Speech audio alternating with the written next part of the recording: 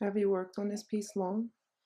Well, I've been working on this piece for about 3 weeks. About 3 weeks, give or take. Mm-hmm. And a lot of layers, pieces, movable parts that have to be put down slowly over time. Right. And then each piece individually has to be laminated and varnished. Mm-hmm. The inspiration for the piece?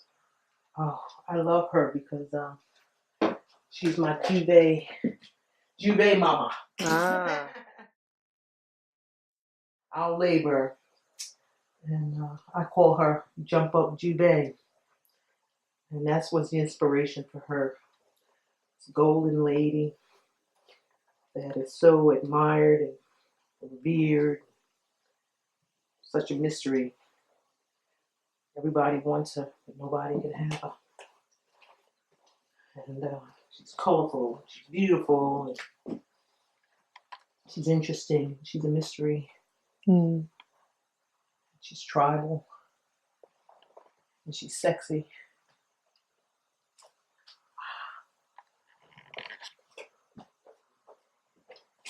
And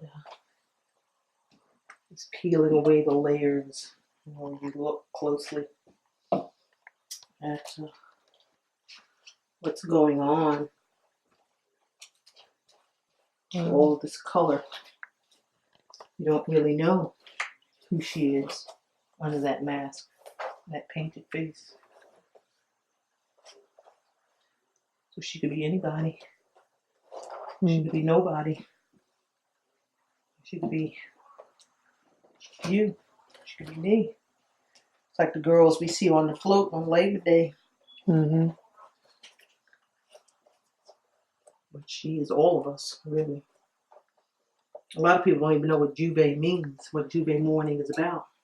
But it was a celebration of the slaves' freedom and them mocking their masters and their brutality. That's what Juve means. Mm-hmm. And that was the big celebration in the diaspora, the carnival. And it's still true today. But a lot of people of Caribbean descent and in the islands don't even know that. They don't know what it means. But that's what she means. And still today, for me anyway, that's what this piece celebrates. Our freedom. Mm. And who we are. How beautiful and amazing we are.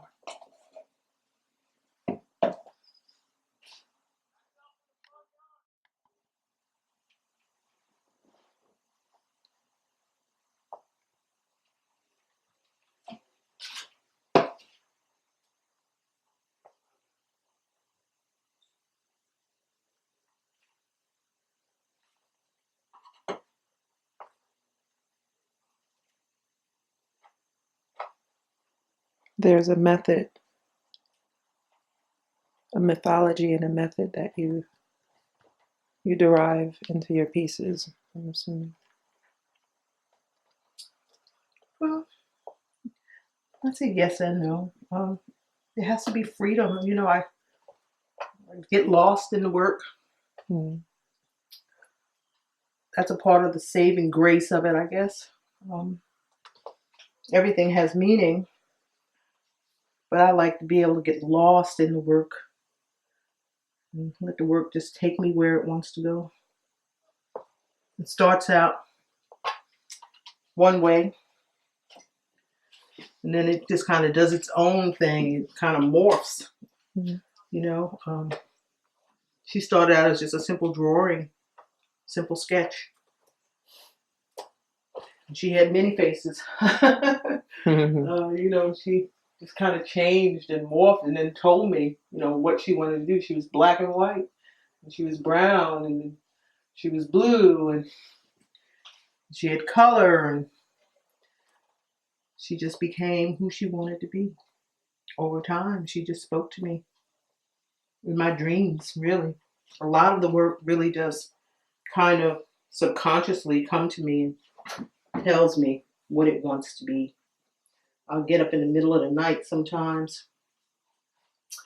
I can't sleep. And I'll come in here and I'll put down a layer or put down a color, put down a texture. And if I like it and it says yes, then I'll leave it. If not, then sometimes I have to start all over again. But right now, so far, she seems happy. She seems happy with the direction that she's moving in. So now she has a life of her own. Before she was just a lot of pieces, you know, Mm-hmm. a lot of different colors. But I love her. And I hope when people get to see her that they'll love her too. That they'll be able to see a little bit of themselves, you know, in her.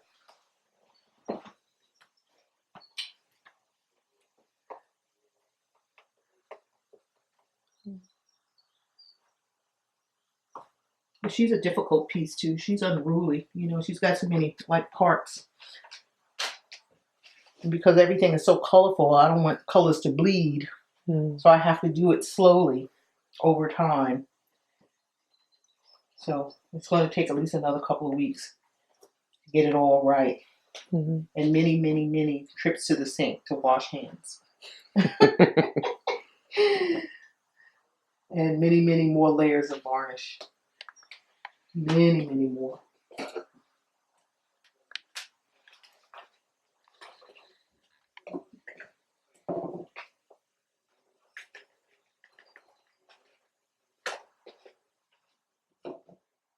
You mentioned the letting it dictate to you, letting it guide you, letting the work speak to you.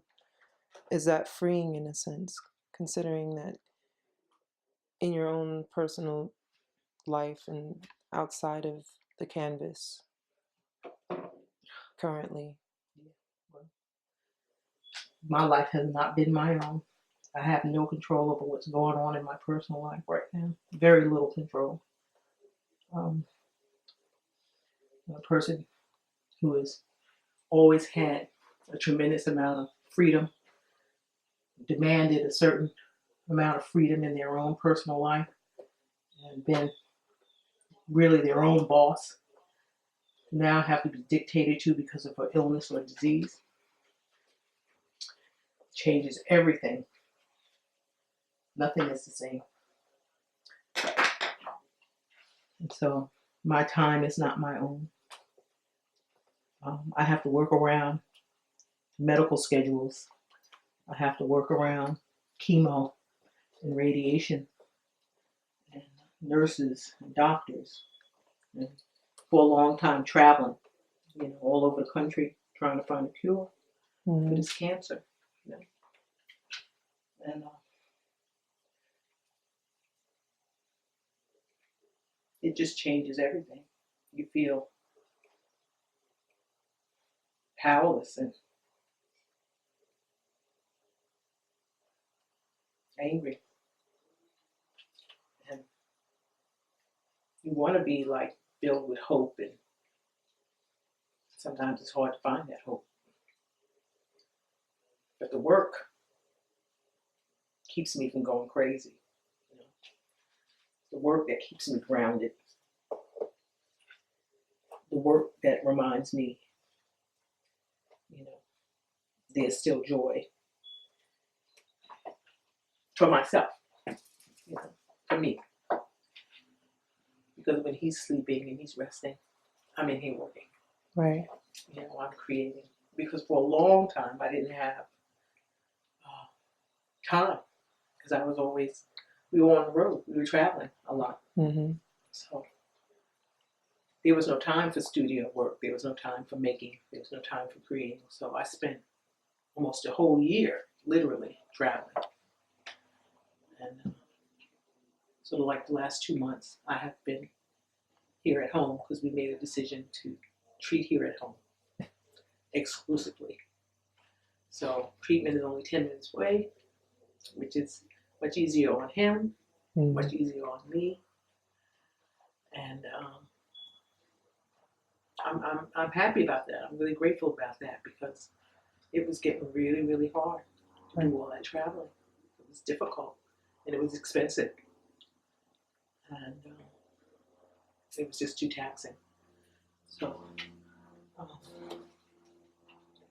being able to make that choice and really being forced to make it has opened up the opportunity to be able to work again in the studio, to come up here and dust things off and clean things up, and having wonderful friends, who come and visit.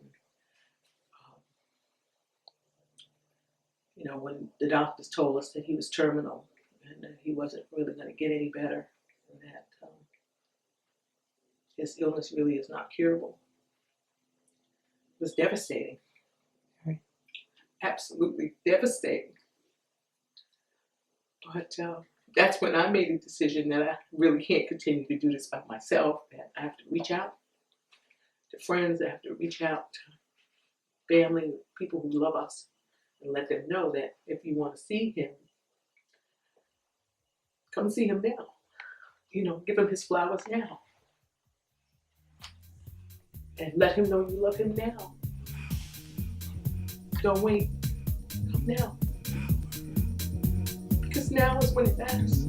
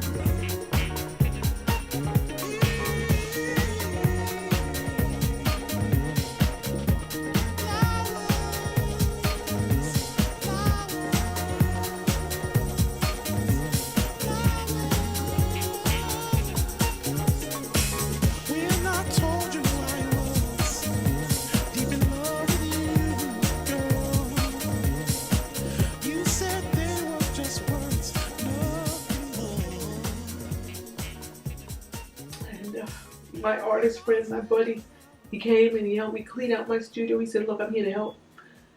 And tell me what you need, tell me what you want. And I said, well, I want to get back in the studio. He said, well, let's go. He helped me clean. He helped me dust bags of garbage, helped me get things in order. It was amazing, And freeing. Magic, yeah, freeing. It helped me clean out the junk that was here. Whew. Yeah. And just felt so good to have people in the house. The love in the house, the energy in the house. And it helped me to get back to my roots. I haven't been at work for months because I made a decision to stand by my husband's side through this journey. I was not going to leave him. And that was a tough choice. But it was one that I had to make. So I would rather work with less and have less. But to be able to be with him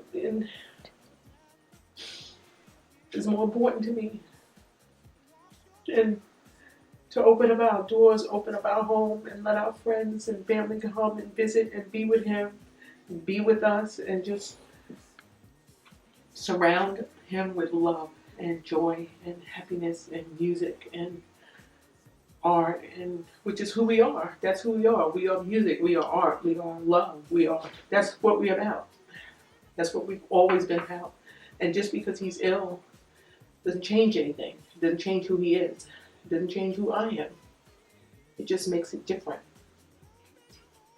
Actually makes it a little bit better.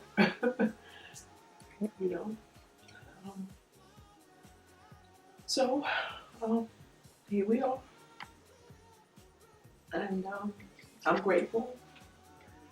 And the inspiration's been pouring down. You know, I got stuff everywhere. You know, it's like an eclectic kind of crazy mess, but it's my eclectic crazy mess, and I love it.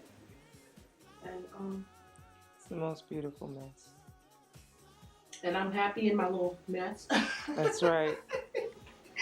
And yeah, I'm making art. You know, and when Carlos asked me, you know, Mary, what do you need? I said, I need a show. Because I don't feel good about people just giving me money. What I feel good about is selling my work. I feel good about people being able to embrace the work. And I feel good about selling my work. And he says, well, let me work on that with you. And I was like, okay. 2 days later, he phoned me and said, I got a place.